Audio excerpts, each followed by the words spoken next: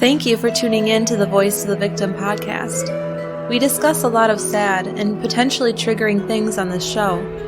We try to be as sensitive and cautious as possible, but if you are sensitive to things involving abuse and may be triggered, please think twice before listening to our show.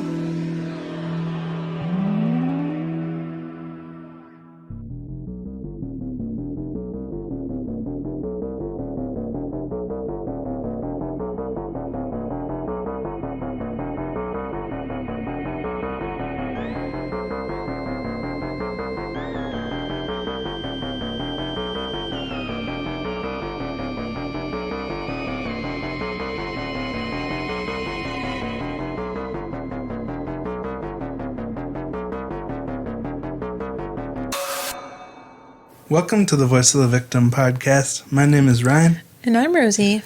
How was your day, Rosie? It was delightful, actually. Oh, good. I love my new job. I love my new kids.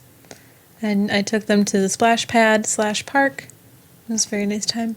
I'm really happy to hear that. Mm-hmm. It was nice and sunny today. That always helps. It pretty much rocked.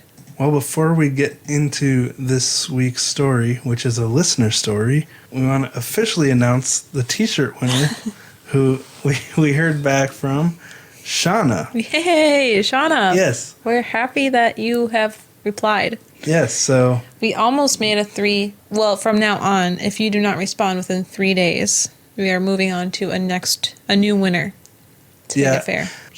How about a week? Whatever. Something like that. We'll make an official announcement when we make a decision. But anyway, were we going to share a review? Oh, yeah. Do you want to do that? Yeah. The new 5-star review is entitled, Totally Love You Guys. It says, I love you so much. I look forward to Wednesday because my favorite people come on. I hope you never stop.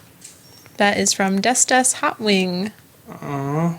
From the US of A. Sometimes we get out on Wednesday. Sometimes Thursday, and today it's one of those Thursdays. Yeah, and in New Zealand or Australia, we get out on sometimes Friday or Saturday. That's a weird depending on thought. Yeah, I didn't realize that until today, that New Zealand's an entire day ahead of us, pretty much. That is very interesting. Not quite a whole day, but pretty close. Anyway, shout out to Sammy, too. Chatted with her a bit today, and she got tested for coronavirus. It sounded pretty miserable. It does. But I'm curious how many of our listeners have been tested and hopefully got negative results. But yeah, we still want to make a Patreon episode about any of you who had or have the vid. Yeah. It's a weird thing because it seems like it affects people so much differently. Zook. There's so much variety in how it affects people. But hopefully no one's died or had family members die because of it. You just never know how it's going to affect you. Anyway, I'm sure everyone's sick of hearing about COVID. Mm-hmm. Now, this week we're sharing a listener story like we mentioned. Before it starts, they wanted us to make it clear that there are triggers of physical and sexual abuse. So, Rosie, do you want to start reading? Sure. The story of Laney? Mm-hmm. I'm a 40-year-old woman who is currently married to an extremely violent physical abuser. It was 5 days after my 25th birthday when I was introduced to my husband. I was at a restaurant with a group of my coworkers. A man named John played basketball with one of my coworkers.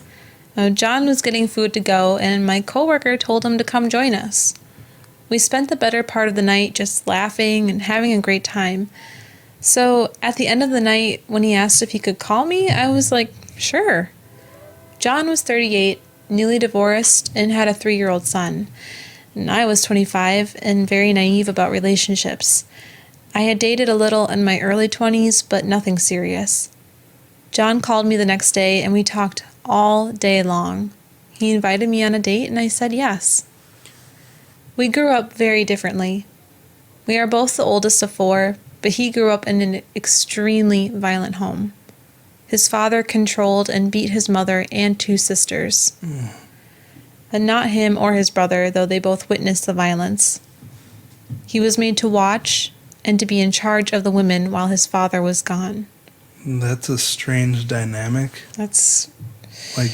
Even his mother? That's pretty dangerous. Ugh. I'm the oldest of 4, but was loved and hugged and spoiled. I never knew any violence or anything like that. He swept me off my feet. John was older and he had been to college and I hadn't, and just knew so much and was so perfect for me. He was funny and caring and compassionate. He always seemed to know just what to say. This sounds pretty familiar, the way these stories start out a lot. Mm-hmm. You know, especially when they seem like they've experienced so much more of life than you have. Like, you can relate to that, can't you? Mm-hmm. He's kind of like the Prince Charming right now. Yeah, and he just seems so cool and like, you know, he's really lived life, so it's appealing to someone who's not, you know, who's younger and hasn't experienced as much. Right. Do you want me to read for a bit, Rosie? Sure. All right. Laney continues. He told me that his first wife and him were college sweethearts and got married without knowing what commitment was. He said that he went to work one day and when he came home, she had packed all her things and took his son to her home state and never even let him see his son. I couldn't believe that she had treated him so badly, and it explained the first red flag I ignored. Again, this makes sense. He's purely the victim in this situation. Yeah, nothing about what he may have done to lead to this point. A real responsible person would also contribute and be honest about it and why the marriage didn't work. I'm sure there's another side to that story. So she continues, he had a huge thing about being deserted.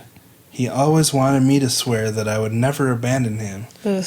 And of course I said I would never abandon him the way she had. Mm-hmm. Again, right there, that's not good. You know, 3 months into dating, we moved in together, and 3 months after that, we were married. Huh, that's pretty quick. Mm-hmm. But I've known people who are quicker than that. I had never lived apart from my mother, and we were extremely close. Our relationship continued, and she always said she liked John, but there was something about him she didn't quite understand. I thought it was because he was older and Caucasian. I am African American.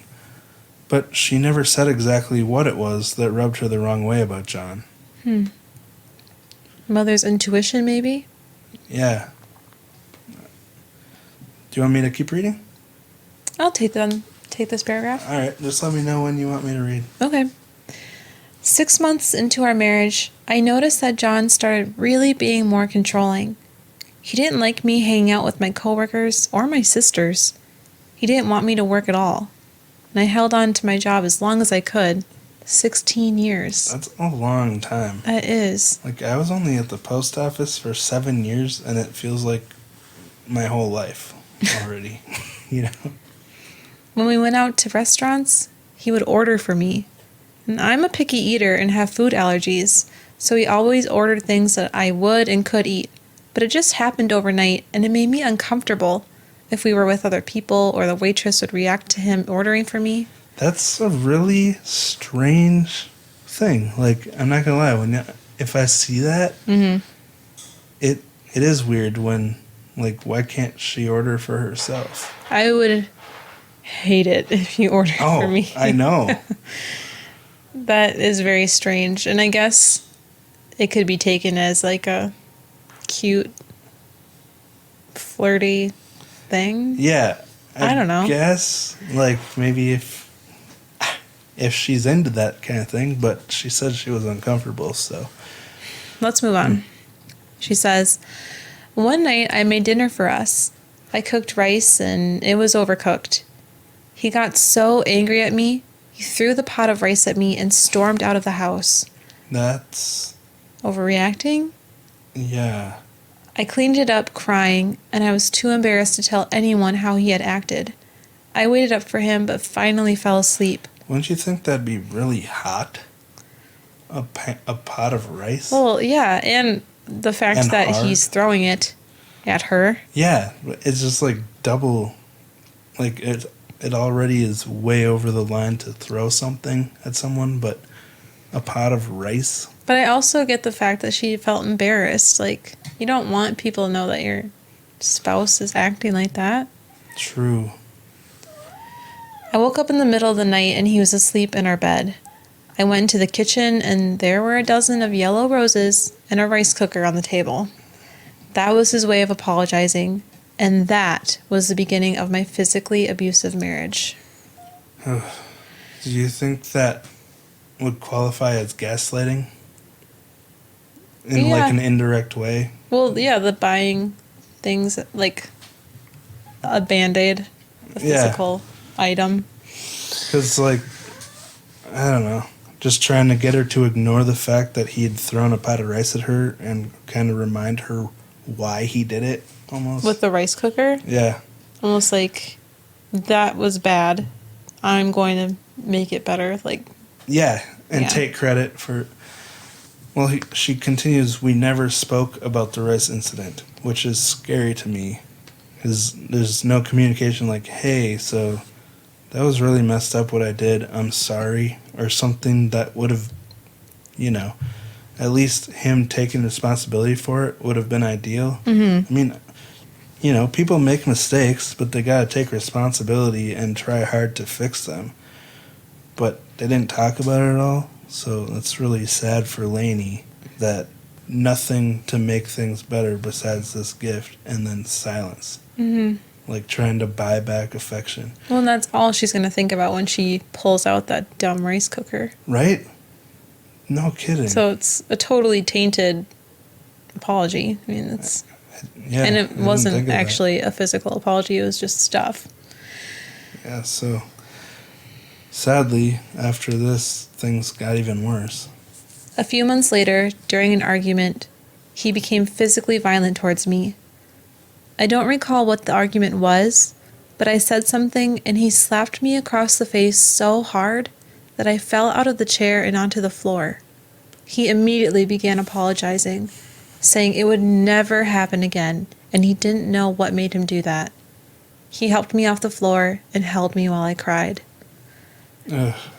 This is such a clear representation of the cycle of abuse, because, I mean, when he was a kid, he watched his father do this to his mother and sisters. Right, he was taught this is how you treat your wife. Yeah, and it's no excuse, because a lot of kids grow up in that environment and grow up to be good people that would never do that and learn from their parents' mistakes. But some people get caught in the cycle of abuse, and it's not an excuse at all, but it is an explanation of why he handles things this way, which is really sad. But again, there's no excuse for this behavior, and it's just a sad situation all around. Laney keeps going and says, I couldn't believe that John hit me. He always yelled at me and said things that were emotionally abusive, but he had never physically assaulted me. So I forgave him, because he was my husband and I loved him. We had barely been married a year, and I didn't want to walk out and abandon him like his first wife had. And totally valid feelings. Like, some people are like, I don't understand why she just doesn't leave him. But if you put yourself in this situation, especially the way that Laney is totally laying this out for us, her feelings are so valid, and it's so understandable. Well, yeah, and like she mentioned earlier, it's how do you bring this up with your family after pretending things are perfect for so long? Mm-hmm. Like, it's hard. It's a hard thing to do, and I mean, you don't want to believe it yourself when you're in this situation.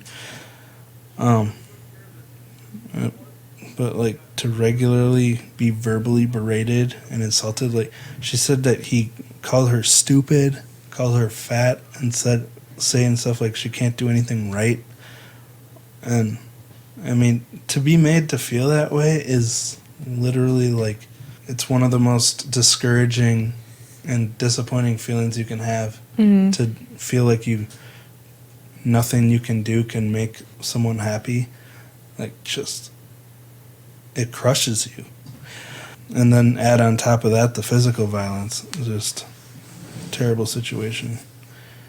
Laney continues, I tried to put this incident behind me, but the emotional, verbal and physical abuse continued. At first, it was just pushing and cornering me so that I was intimidated by his size. He would slap me and punch me, but I still didn't really see the danger of that behavior. I knew it was abuse, but not that I was abused. I had an image that only men who were drunks beat their wives, and my husband didn't have a drinking problem. He would fly into rages and get mad at me, and he'd punch me in the back, and then he would be fine. And I accepted this behavior because I had to continue the facade that we were happy. We didn't get married too fast, and we were compatible. These are the images we had to uphold, because it's what all my family and friends said to me when I married him. So I had to keep his secrets for 10 years. Sounds like a nightmare. And just it gets harder and harder over time. So it would have been so hard to admit the reality of the situation when you have been putting on this facade for 10 years. Mm-hmm. Or like even if you haven't been hiding it, it's so hard to admit this, especially when you're married. Right. 10 years into our marriage, my father died. And the whole time we were married, I was never allowed to see my paternal family. But I was allowed to go to his funeral. How sad would it be to need permission, though, to go to your father's funeral? How about 10 years of not seeing your paternal family? Right? What is up with that? That's insane. I'm sorry about the rumbling in the background. Burrito keeps running across our desk, which our microphones are connected to. But hopefully it's not too, annoying or distracting. Do you want me to read now? Sure. She says, "My father was against my marriage to John, so we stopped speaking to them after I was married, and I wasn't in touch with his family. After his funeral, they continued to reach out to me, and I believe this is when my paternal family realized that my husband was super controlling. But I don't believe anyone knew that he was physically abusive. My maternal family saw me often, but I was never bruised in areas anyone could see. I think they suspected abuse, but it became evident after an incident between us, and I went to my sister's house for solace. I was crying, and I told her that he had hit me, and I couldn't take it anymore. He showed up at her house, screaming that I better get in the car. She called the cops, and I begged her on my knees to not do that. I got in the car with John and left before the cops showed up." Oh. It's so sad because here's a situation where it could have, it would have been really difficult, but it could have helped out in the long run. Yeah, and I'm sure she probably had to pay for that situation for her sister. Well, let's continue. "The relationship with this sister has been broken ever since. To this day, 5 years later, we still do not speak about John or see each other. During this time, I had spoken to 2 of John's sisters, and they informed me that his first wife had taken their son and left after John had broken her arm." Okay, so there's that. There's the answer. The other side of the story. "I confirmed this with John's mother and with his ex-wife. His ex-wife told me that he had been abusive for their entire relationship, and she couldn't handle it anymore. She told me to leave him, and when I told her that I loved him and wouldn't leave him, she wished me luck." Oh. Why didn't her family... Maybe he wasn't letting her hang out with his family. Because otherwise, what the heck? Why wouldn't the family help her out and tell her? Especially the sisters. Right. Or the mom. Well,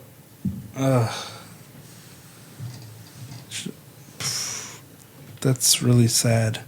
And like you mentioned earlier, I wonder what the truth was behind his actions that caused her to leave, or what impact he had. Well, this explains a lot. Yeah, it sure does. He's trying to make himself out to be the victim when he broke her arm.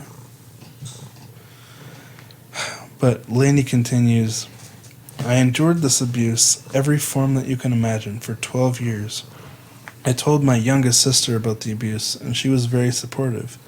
She always told me that I had a place at her house. She lived one state away.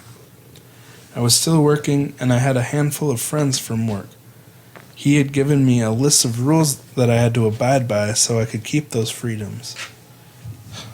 It was a never-ending carousel of trying to please him and walk on eggshells. I was being isolated by his tight control, and I didn't even know it. But I put on a happy face and continued. Oh my gosh. Imagine that being the norm for you, having given a list of rules that you have to abide by even when he's not around, and you feel like he's so much in control that you better do what he says even if he's not there. That sounds miserable. And like, why? Why does he think it's okay to impose rules on her like this? She's an adult. I know. But sadly, kids that go through abuse or witness domestic abuse in their households when they're growing up, even though they see what it does, they carry those with them, even into adulthood. Yeah. Maybe even see it as normal behavior. Like, who knows? But I guess that's why we talk about these things. Do you want to continue, or should I? Sure. In 2017, my mother passed away unexpectedly, and my entire life began to collapse. With my mother and my best friend out of the way, John ramped up the abuse and control. He isolated me from my family and my friends even more, making me ask for permission to go see them or to even leave the house to go to the grocery store. He wouldn't give me any money, and when he did, I had to have a dollar-by-dollar description for what I spent it on. Oh my gosh. One day, we had a terrible altercation, and for the first time in our marriage, he strangled me.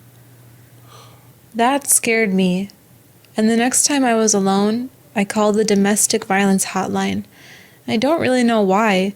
They gave me the information to my local DV center, and after I called and made an appointment, I started their support group, which I attended during the week hours without his knowledge. I was in this group for a few months, and this is when I realized that even though my husband was not an alcoholic, I indeed was an abused wife. I learned that all his manipulation and control tactics were abuse. Through the DV Center, I started DV therapy with a local nonprofit. And just to clarify, DV is domestic violence? Right. The year that I spent in this therapy was so eye-opening. I could never repay these two centers for the knowledge and support that they gave me. For various reasons, I had to stop going to these centers for support. John found out that I was attending them and beat me so badly that I was hospitalized. Oh my God. The abuse had been getting very bad once my mother passed away. In those past 3 years, I have had multiple injuries from the abuse, including 2 concussions, several cracked ribs, a fractured femur, a ruptured eardrum, multiple bruises, and black eyes. A ruptured eardrum? That sounds Painful. incredibly painful. I mean, all of this does, but I mean, femur, that's a huge bone. in your leg, correct? I believe so, yeah. I can't, this abuse, most people don't even have this in their lifetime, let alone 3 years. Yeah, well, 15 years. Mm-hmm. Like, it's really nice to see that the therapy helped her to come to terms with what was happening. But then his reaction to it, it's unbelievable. And she was hospitalized. And the hospital didn't step in to do anything? Well, I'm sure he had a story for them and had a story for her to tell them. What kind of story? Oh my gosh. And sometimes I feel like hospitals are so busy and packed to the brim that they're going to turn a blind eye if they have to. That's true, and that sucks. It's a problem. Let's keep reading. 7 months ago, John finally got his way and I quit my job.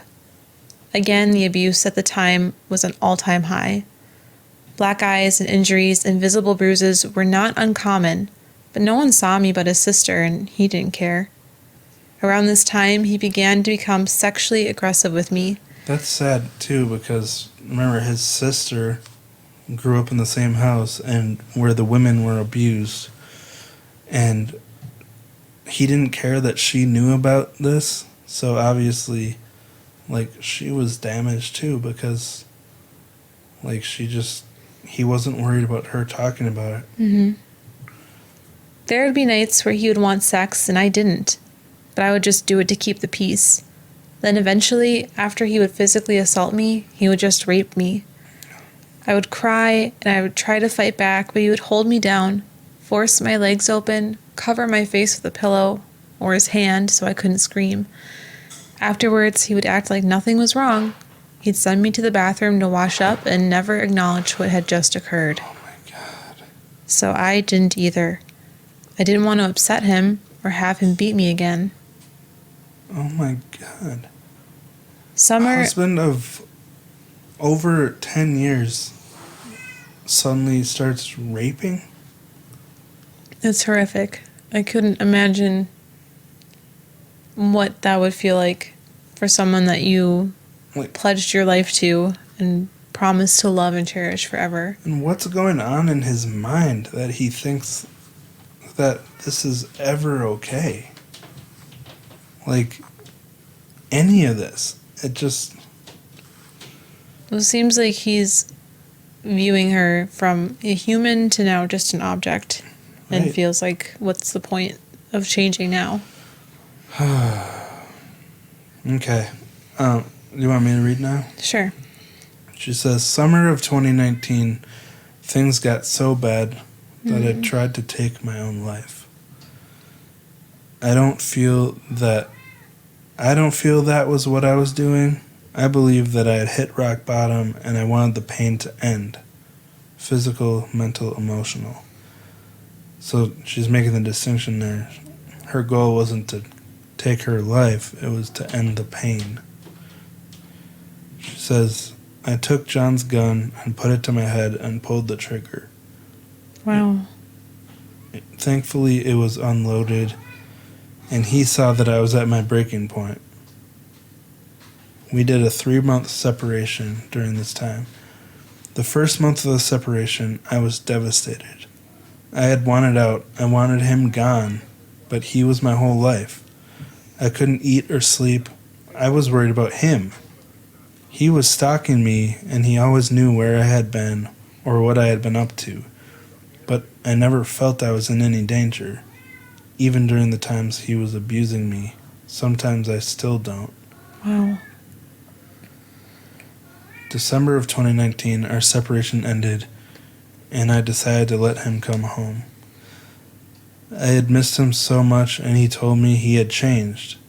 He told me that he realized he can't treat me like property, and he'd started a batterers program, which I later found out was a lie. He moved back in December 1st, and by December 18th, he had physically assaulted me during an argument. January 3rd, 2020, I was hospitalized from a brutal beating I received at the hands of my husband, who I love.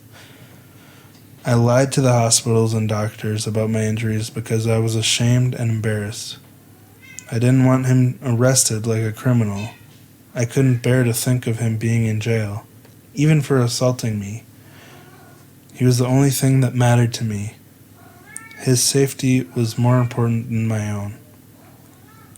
Every time I left, a total of 5 times so far in 15 years, when I returned, he would beat me as a punishment for my disobedience and disloyalty. Oh my gosh.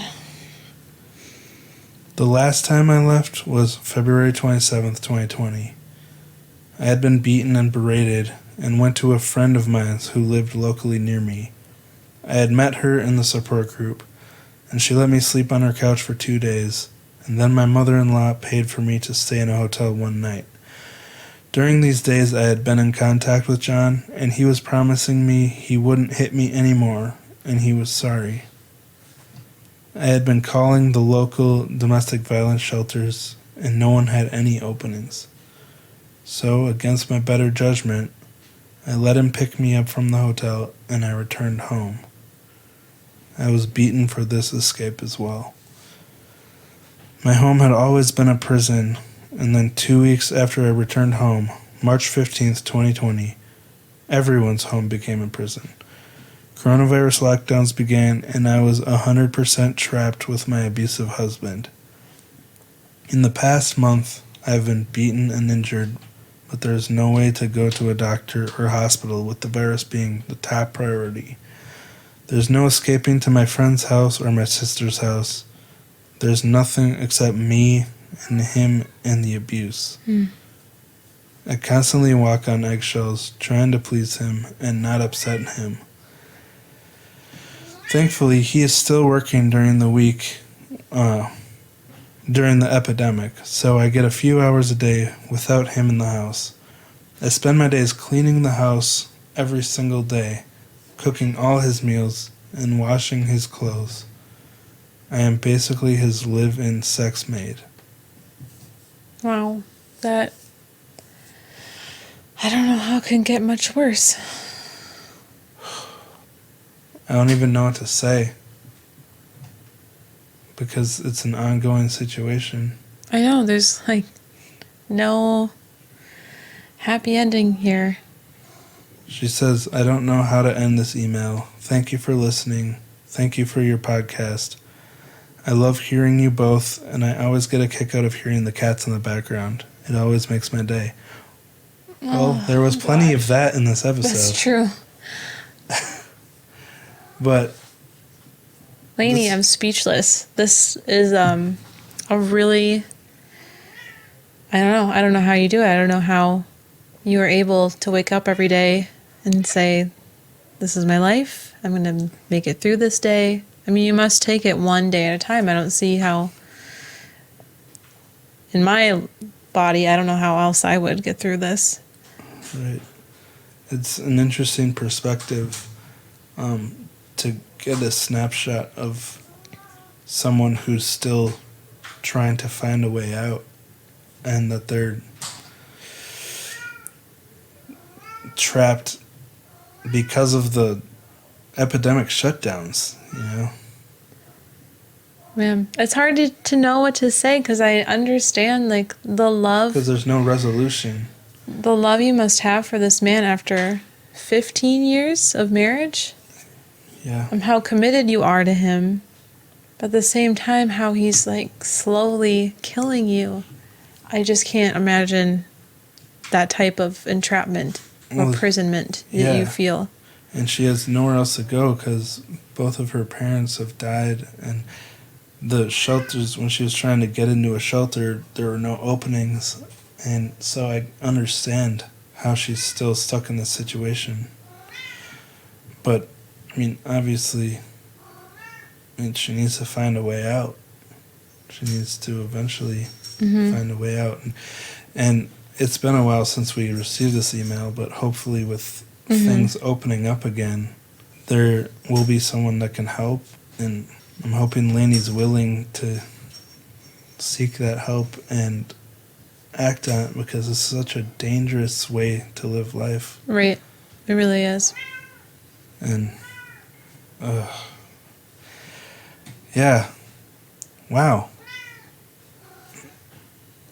That's a tough ending. That is a tough ending. I don't know what to say. Like, it made me want to cry when she says it makes her day to hear the cats, because I'm like, that's not enough.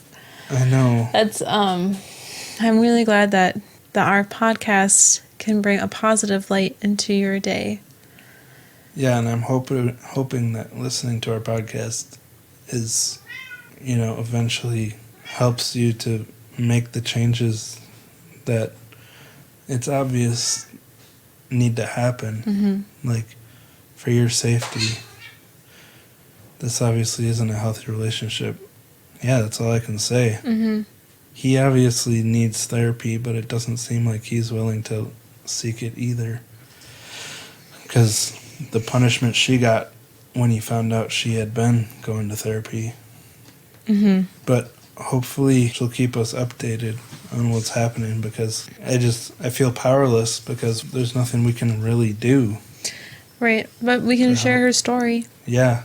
And get her words out there. And hopefully, I mean, if any of our listeners, because I know there's a lot of you out there who have been through similar situations and have gotten out of these situations. I mean, we don't know what to say, but if any of you out there listening do have encouragement or advice for Laney, please feel free to send it to us at vovpodcast@gmail.com so we can share it with her, because, I mean, you guys who have experienced stuff like that are more qualified to talk about it than we are.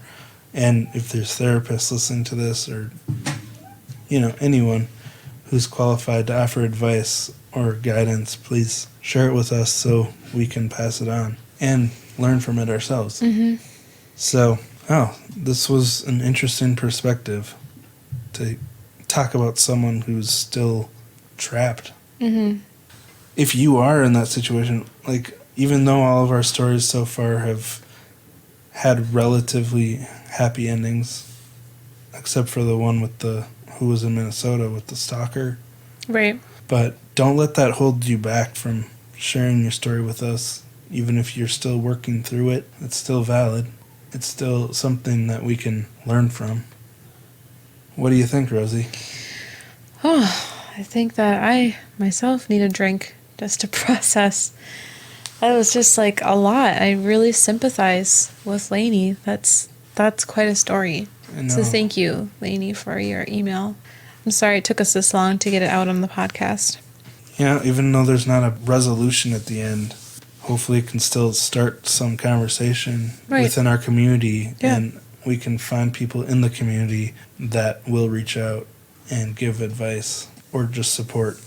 Mm-hmm. Yeah, because I can't even imagine having to work through this and feeling trapped in this situation. Right. I don't know what I would do. I don't either. So, thank you, Laney, for opening up to us and sharing this, because it couldn't have been easy for her to share it, you know, knowing that there's no resolution right now. Well, I suppose we'll wrap it up for this week. Mm-hmm. Thanks again for sharing your story. Mm-hmm. And thank you for listening. Again, you can find us on Instagram at vovpodcast and email us at vovpodcast@gmail.com. We're on Facebook, Twitter, and yeah, I think that's about it. I think so. All right. Well, thank you for listening, and we will talk to you next week. Bye.